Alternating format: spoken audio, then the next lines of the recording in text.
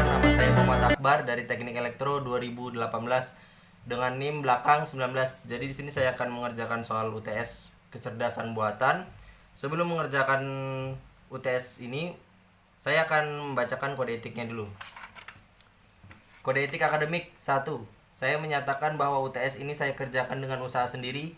2. Saya tidak menyalin jawaban dari sumber manapun. 3. Saya bertanggung jawab menjaga agar jawaban UTS saya tidak disalin oleh mahasiswa lain. Samarinda 3 April 2020, bertanda tangan Muhammad Akbar 1809 07 50 19. Baiklah teman-teman, ini adalah soal nomor 1.25. Sebuah mesin dikatakan cerdas dalam kurung kecerdasan buatan kalau memiliki dua hal berikut, yaitu bekal pengetahuan dan kumpulan data, bekal pengetahuan dan kemampuan menalar, bekal pengetahuan dan software terbaru, database, dan software terbaru dan kemampuan menalar. Nah, pada slide ini kita dapat melihat ya teman-teman, yaitu pilihan saya ada jatuh pada pilihan kedua, yaitu bekal pengetahuan dan kemampuan menalar. Kenapa teman-teman?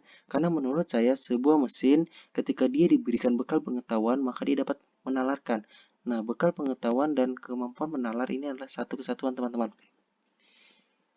Dimana ketika mesin mampu mesin itu tidak akan bisa menalar teman-teman apabila tidak diberikan data pengetahuan, bekal pengetahuan terlebih dahulu. Seperti itu teman-teman. Jadi menurut saya mesin dapat dikatakan kecerdasan buatan itu adalah ketika dia diberi bekal pengetahuan maka dia mampu menalarkan. Seperti itu teman-teman. Kita lanjut teman-teman ke soal nomor 2. Poin 25, pernyataan yang salah terkait perbedaan kecerdasan buatan dan kecerdasan alami adalah A. Bersifat permanen, sering mengalami perubahan. Nah, menurut saya teman-teman ini adalah yang benar teman-teman. Jadi, kecerdasan buatan ini bersifat permanen. Contohnya ya teman-teman, ketika kita masukkan data itu tidak akan berubah sendiri teman-teman.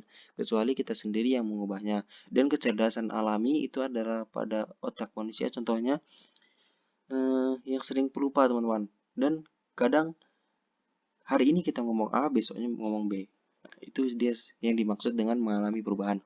Nah, yang B ini dapat didokumentasikan seperti yang saya bilang pada yang A itu, jawaban yang A teman-teman. Bersifat permanen maksudnya adalah data yang kita simpan itu tidak akan berubah teman-teman. Nah, itu yang dimaksud dengan didokumentasikan. Ada save lah, ada penyimpanan di situ. Dan kecerdasan alam ini sifatnya kreatif dan inovatif. Itu benar teman-teman. C dan D ini ada sangkut pautnya, nanti saya akan jelasin, jadi saya lewatkan dulu. Dan yang E harus bekerja dengan input-input simbolik menggunakan pengalaman secara langsung. Nah, bekerja dengan input-input simbolik. Seperti yang saya bilang tadi pada soal nomor 1, kecerdasan buatan itu harus ada inputnya teman-teman, sehingga dia dapat melakukan penalaran untuk selanjutnya. Nah, untuk sebelum melakukan penalaran maka harus ada input-input simbolik itu, dan kecerdasan alami menggunakan pengalaman secara langsung. Nah, sama seperti kita tidak akan tahu ketika kita tidak melakukan riset atau kita tidak mengalami hal tersebut teman-teman. Jadi kita tidak akan bisa mengeluarkan input ketika kita tidak mengalami hal tersebut. Nah, dan C dan D langsung aja mungkinnya jawaban saya itu jatuh kepada yang C. Kenapa? Karena menurut saya pemikiran dapat digunakan secara luas itu salah. Salah ya teman-teman. Yang benar itu adalah kemampuan berpikir kecerdasan buatan itu terbatas. Terbatas apa yang dimiliki oleh kecerdasan alami atau si pembuat input ini teman-teman. Nah, seperti itu jawabannya. Soal nomor 3, poin 50, terdapat 3 orang dokter dan 3 orang penduduk asli yang kanibal. Mereka harus menyeberang ke sisi sebelah sungai dengan menggunakan sebuah perahu. Perahu hanya boleh berisi penumpang maksimal 2 orang. Jumlah kanibal tidak boleh lebih banyak dari jumlah dokter di salah satu sisi. Jika tidak, maka dokter tersebut akan dimakan oleh kanibal. Bagaimana cara menyeberangkan ke-6 orang tersebut sehingga semuanya dapat selamat sampai di sisi sungai seberang? Selesaikan dengan algoritma BFS dan DFS. Baiklah teman-teman, kita berada pada jawaban nomor 3 nih teman-teman. Yang pertama harus kita lakukan adalah memisalkannya dengan D1, D2, D3, K1, K2, K3. D1 dokter berjumlah 1 orang, D2 dokter berjumlah 2 orang, D3 dokter berjumlah 3 orang, K1 kanibal berjumlah 1 orang, dan seterusnya teman-teman. Selanjutnya yang harus kita lakukan adalah membuat ruang keadaan. Untuk daerah asal dan daerah sebelah digunakan D3 dan K3. Maksudnya adalah daerah asal itu harus dokternya berjumlah 3 orang dan kanibalnya berjumlah 3 orang juga. Dan daerah sebelahnya harus juga seperti itu teman-teman. Maksudnya itu untuk mengetahui input dan outputnya, awal dan akhirnya, seperti itu. Keadaan awal bisa teman-teman lihat, daerah asal D3K3, daerah sebelah 00. Tujuannya daerah asal, daerah sebelah, tujuannya itu intinya kebalikan dari keadaan awalnya. Kita akan melakukan penyelesaian algoritma secara BFS terlebih dahulu. Algoritma BFS yang saya pahami teman-teman, dia merekam setiap kejadian yang mungkin terjadi ya. Tapi ketika dia ada kesalahan, dia akan langsung men-stop itu dan tidak melanjutkannya. Saya akan menjelaskan lebih rinci ke dalam game teman-teman ya. Tapi sebelumnya ini adalah keadaan awalnya di mana 00 ini maksudnya adalah daerah sebelahnya. Dan D3K3 ini adalah daerah asalnya. Daerah asalnya ada 3 orang dokter dan 3 orang kanibal. Dan ini adalah hasil akhirnya teman-teman. D3K3 00. Daerah asalnya itu tidak ada orang dan daerah sebelahnya 3 orang dokter dan 3 orang kanibal. Kita lanjut ke gamenya ya teman-teman, bisa dilihat. Baiklah teman-teman, kita sekarang ada di gamenya. Oh iya teman-teman, ini dibedakan ya.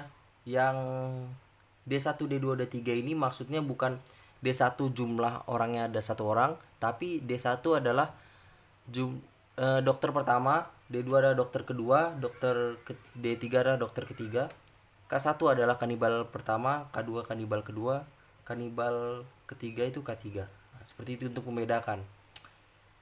Kalau pada slide itu contohnya ya, yang pada algoritma pertama, yang penyelesaian pertama itu teman-teman 00 D3 K3, maksudnya adalah 00 itu daerah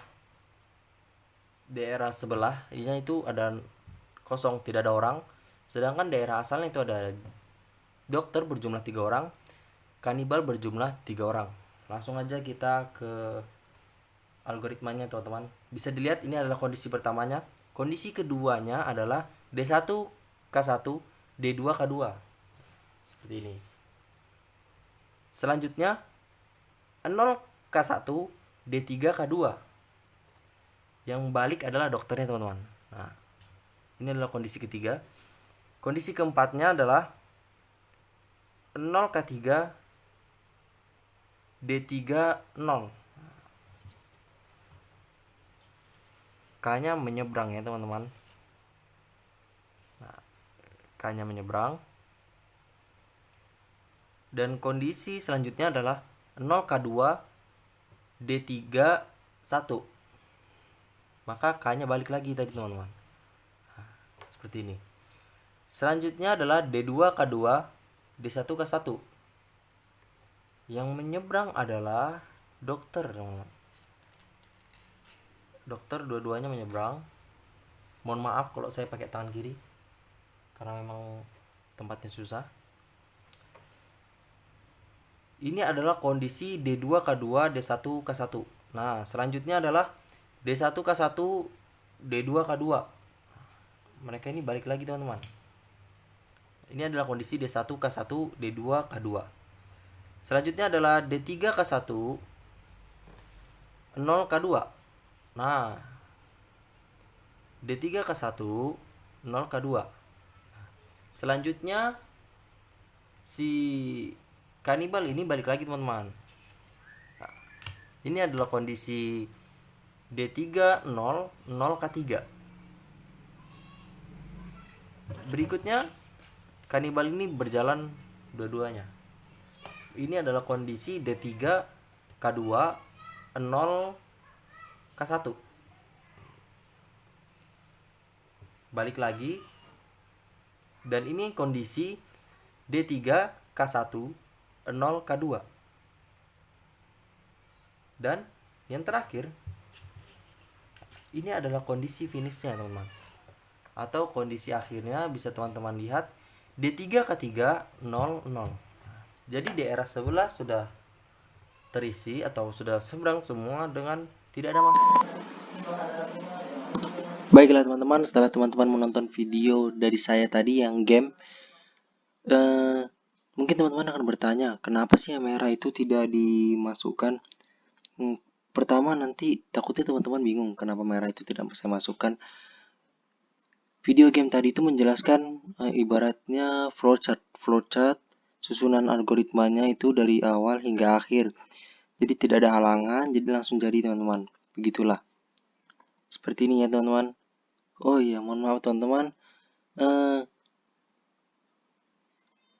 Ini yang ada di layar ini teman-teman. Tadi ada beberapa kesalahan yang di merah-merahnya ini, bisa diperiksa saja nanti. Ini sudah saya perbaiki teman-teman. Nah ini yang benar, yang real fix-nya. Yang awal mungkin, yang sebelum game tadi mungkin salah ya teman-teman. Tapi yang ini benar. Tapi tidak perlu khawatir, yang urutannya yang ini teman-teman, yang kursor saya ini, dia sudah benar. Yang merah-merahnya tadi yang salah. Agar tidak bingung perbedaan dari BFS dan DFS ini, mungkin kita langsung aja ke DFS-nya. Karena mungkin tidak perlu ada lagi yang dibahas dari BFS ini. Oh iya, intinya aja deh. Intinya dari BFS ini, semua rekaman yang terjadi, semua percobaan itu ditampilkan. Nah, pada 1, 2, 3, 4. Nah, pada percobaan keempat ini, atau langkah keempat untuk menuju ke outputnya ini, sebenarnya ada percobaan lagi teman-teman. Cuman tidak saya teruskan karena ya cukuplah segini. Ini juga sebenarnya ada lagi teman-teman percobaannya. Cuman ya udah segini aja lah. Nanti takutnya teman-teman bingung karena kebanyakan. Lanjut kita ke penyelesaian algoritma DFS ya teman-teman.